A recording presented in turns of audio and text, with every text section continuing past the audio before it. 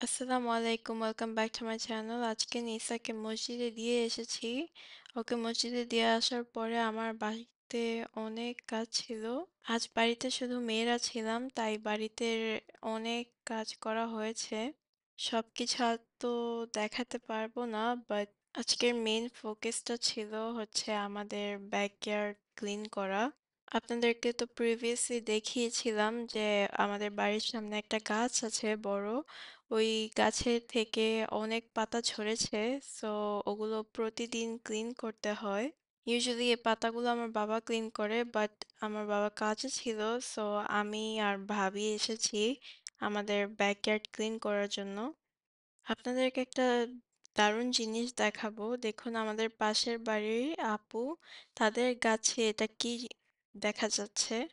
গাছ পুরো খালি, কিন্তু দেখুন এগুলো কি ঝুলে আছে, দুটো ঝুলে আছে এখানে।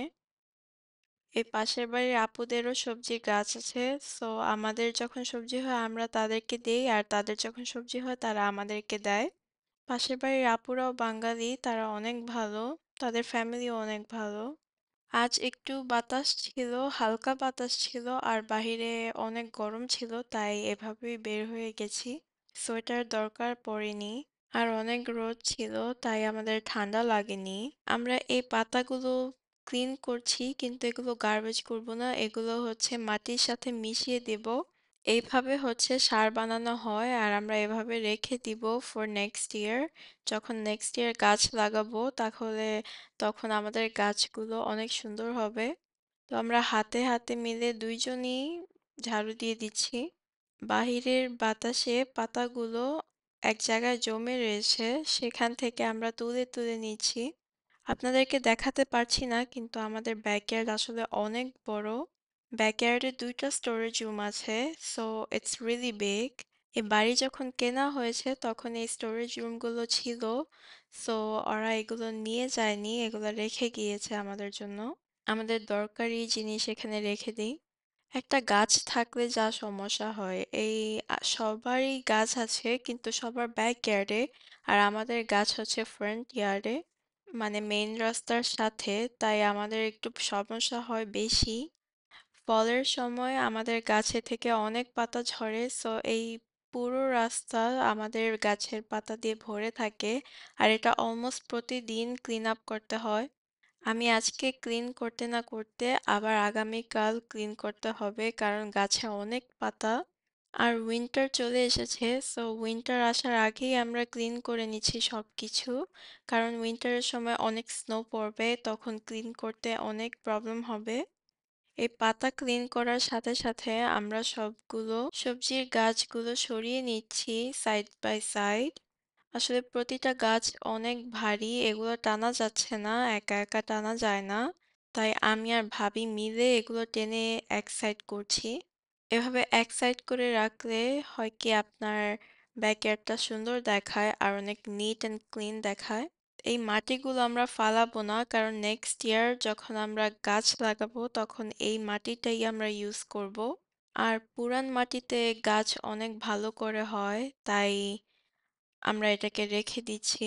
আপনারা তো দেখতেই পাচ্ছেন আমি পাতাগুলো সব পটের মধ্যে ঢেলে দিচ্ছি। না, এগুলো উড়ে যাবে না, কারণ হালকা বাতাস ছিল, যদি বেশি বাতাস হতো তাহলে পাতাগুলো আবার উড়ে যেত। ইউজুয়ালি পাতাগুলো ঢেলে মাটি দিয়ে দেই উপরে, বাট আমাদের কাছে মাটি এক্সট্রা ছিল না, আর মাটি থাকলেও সবগুলো ড্রাই ছিল, এগুলো তুলে কাটা যাচ্ছিল না। বাট এই পাতাগুলো মাটির সাথে মিক্স হয়ে সার হয়ে যাবে, সো এটা আসলে ভালো। আপনারা তো দেখতেই পাচ্ছেন এখানে অনেকগুলো পট রয়েছে, কারণ আমাদের লাস্ট ইয়ার অনেক গাছ লাগানো হয়েছিল, আই মিন দিস ইয়ার। তো সবগুলো গাছ মাশাআল্লাহ অনেক ফল ঝরেছিল, আমরা অনেক ফল ফলাদি খেয়েছি। অ্যাজ ইন ভেজিটেবলস টু, আমাদের দোকান থেকে ৩ মাস কিছু কিনে খেতে হয়নি, কারণ আমাদের গাছে অনেক সবজি ধরেছিল। আলহামদুলিল্লাহ আমরা নিজেরাও খেতে পেরেছি, আর পাশের বাড়িতেও দিতে পেরেছি, আর অনেক নেইবারসদেরকেও দেওয়া হয়েছে, আমার বাবার বন্ধুদেরকে দেওয়া হয়েছে। আলহামদুলিল্লাহ এবছর আমাদের গাছে ১৭টা থেকে ২০টা লাউ ঝরেছিল, আর আমরা সবগুলোই খেতে পেরেছি। আর যা বললাম যে এটা সবার সাথে শেয়ার করতে পেরেছি। অনেকগুলোই দেওয়া হয়েছে আর আমরাও খেয়েছি। আর সবাই তো জানেনই গাছ লাগালে অনেক টেক কেয়ার করতে হয়। এটা মানে একটা বেবির মতো আপনার টেক কেয়ার করতে হয়। প্রতিদিন পানি দিতে হয়। এটা সূর্য সূর্যের আলো না পেলে গাছ ভালোভাবে বড় হয় না। উইকলি সার দিতে হয়। সো অনেক কিছুই করতে হয়। যাদের ফ্রুটস ভেজিটেবলের বাগান আছে তারা এগুলো ভালোই জানে। কিছুদিন আগে আমার এই পাশের রুমের স্টোরেজ থেকে একটা ট্রলি চুরি হয়ে গেছে। হ্যাঁ, চোর ঢুকেছিল। ও এসে চুরি করে নিয়ে গেছে ট্রলি। সবচেয়ে শকিং হচ্ছে আমাদের বাড়িতে ক্যামেরা লাগানো আছে চারপাশে। আর চোর যখন ঢুকেছে তখন ক্যামেরার দিকে তাকিয়ে ঢুকেছে। কিন্তু যেটা ও নিয়ে গেছে সেটা হচ্ছে শুধু একটা ট্রলি। এই ট্রলিটা আমাদের অনেক বছর ধরে ছিল। কিন্তু আমরা এতটা ইউজ করিনি। কারণ আমাদের মোস্ট অফ দ্য টাইম গাড়ি ইউজ করতে হয়। সো ট্রলি নিয়ে কোথাও যাওয়া হয় না। ভাবির হিজাবের সাথে সিম গাছের ফুল মিলে গেছে। গাছে এখনো অনেক সিম আছে। সিমের ফুলও আছে। যা বলছিলাম চোর আসলে শুধু ট্রলিটাই নিয়ে গেছে আর কিছু নেয়নি। কিন্তু আরেকটা শকিং পার্ট হচ্ছে ট্রলিটা ও কিভাবে নিল? কারণ ট্রলিটা অনেক ভিতরে ছিল আর সামনে আরো অনেক কিছু ছিল কিন্তু চোর অন্য আর কিছু নেয়নি শুধু ট্রলিটাই নিয়ে গেছে। এখানে কারো বাসায় ঢোকা নিষেধ পারমিশন ছাড়া কিন্তু চোর তো চোর জানেনই। আর আমরা কিছু করতে পারিনি কারণ অন্ধকার ছিল আর চোরের মুখটাও দেখা যায়নি। কিন্তু যা হয় ভালোর জন্যই হয়। আমরা এটাতে এখন লক দিয়ে রেখেছি। যেন আমরা ছাড়া কেউ এটা খুলতে না পারে কারণ অনেক ইম্পোর্টেন্ট জিনিস আছে।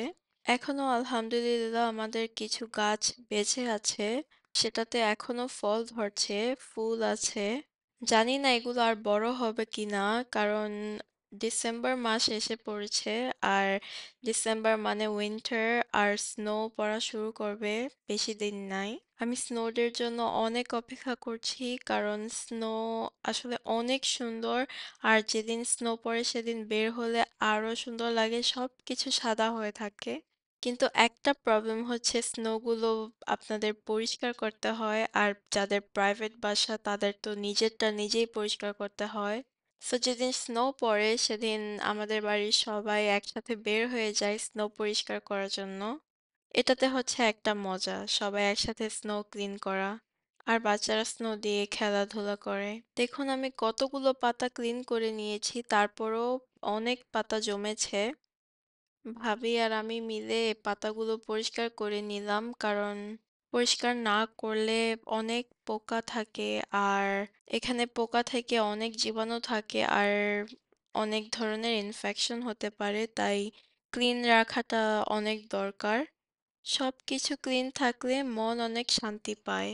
আর এই ধরনের ক্লিনিং হচ্ছে একটা মেডিটেশন। আপনার ক্লিন যখন করেন তখন মনটা ফ্রেশ থাকে, মাইন্ডটা ক্লিয়ার থাকে আর আপনার শরীরটাও ভালো থাকে।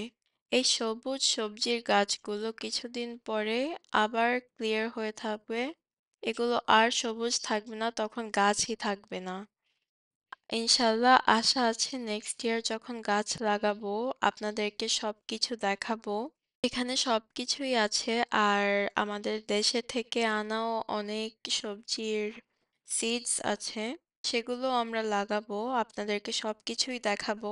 এই বছর গাছে এতটা মরিচ হয়নি যতটা লাস্ট ইয়ার হয়েছিল।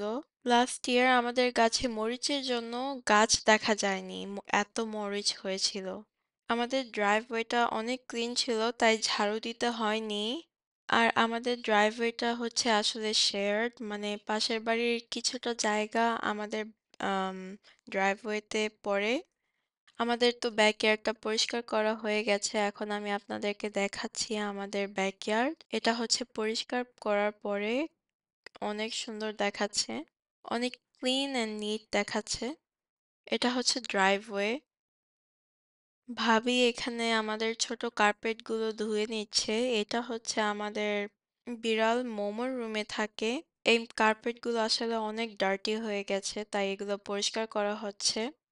সিন্স এখানে প্যাকেজগুলো চুরি হয়ে যায় ফ্রন্ট ইয়ার্ডে, আমাদেরকে প্যাকেজ ব্যাক ইয়ার্ডে দিয়ে গিয়েছে। এটা সারারাত এভাবে বাহিরে ছিল, আমরা খুঁজে পাচ্ছিলাম না। পরে বাহিরে এসে দেখি এটা এখানে। এই কার্পেটগুলো ক্লিন করার মেইন রিজন হচ্ছে আমাদের বিড়াল মোমো, ও অনেক অসুস্থ, তাই ও কার্পেটের মধ্যে বমি করে দিয়েছে আর ভয়ে ভয়ে ও জায়গায় জায়গায় বমি করে দিয়েছে, তাই কার্পেটগুলো রাখা হয়নি। এগুলো বাইরে নিয়ে এসেছি ক্লিন করার জন্য, ভাবি এখানে ক্লিন করে নিচ্ছে। আমি বালতি দিয়ে পানি দিচ্ছি কারণ আমাদের যে হোজ আছে সেটা হচ্ছে ছুটে গেছে আর উইন্টার এসে পড়েছে, তাই এটা খুলে নেওয়া হয়েছে। এই কার্পেটগুলো শুধু হ্যান্ড ওয়াশ করতে হয়, এগুলো লন্ড্রি করা যায় না। আর সিন্স আজকে বাহিরে অনেক রোদ ছিল, আমরা কার্পেটগুলো বাহিরে দিয়ে দিয়েছি ড্রাই করার জন্য। এভাবে করে শুকিয়ে নিচ্ছি কার্পেটগুলো। আমাদের ব্যাকইয়ার্ডে কোনো ড্রেন নেই, তাই এই পানিগুলো অ্যাকচুয়ালি মেইন রোডে যাবে। অ্যাজ ইন আমাদের বাসার সামনে যে রাস্তা, সেই রাস্তার মধ্যে এই পানিটা চলে যাবে। বাট দ্যাটস ফাইন, কারণ আমাদের বাড়ির আশেপাশে যে বাড়িগুলো আছে সেগুলোর ব্যাকইয়ার্ডেও কোনো ড্রেন নেই। সো ওরা যখন গাড়ি ধোয় ওদের ব্যাকইয়ার্ডে অথবা পানি ইউজ করে সব মেইন রোডেই যায়। আর এগুলো ড্রাইও হয়ে যায়, সো এটা কোনো সমস্যা নাই। বমির স্মেলটা যাচ্ছিল না, তাই ভাবি একটু ভালো করে পানি দিয়ে আমাদের ব্যাকইয়ার্ডটা ধুয়ে নিচ্ছিল। আজ অনেকগুলো সময় ব্যাকইয়ার্ডেই কাটানো হয়েছে কারণ অনেক পরিষ্কার করা ছিল। এটা করাতে অনেক ভালো লেগেছে, সবকিছু করা হয়ে গেল ব্যাকইয়ার্ডে। ইনশাল্লাহ আশা আছে আপনাদেরকে একটা হাউস ট্যুর দেখাবো। পুরো বাড়ি ঘুরিয়ে আপনাদেরকে দেখাবো।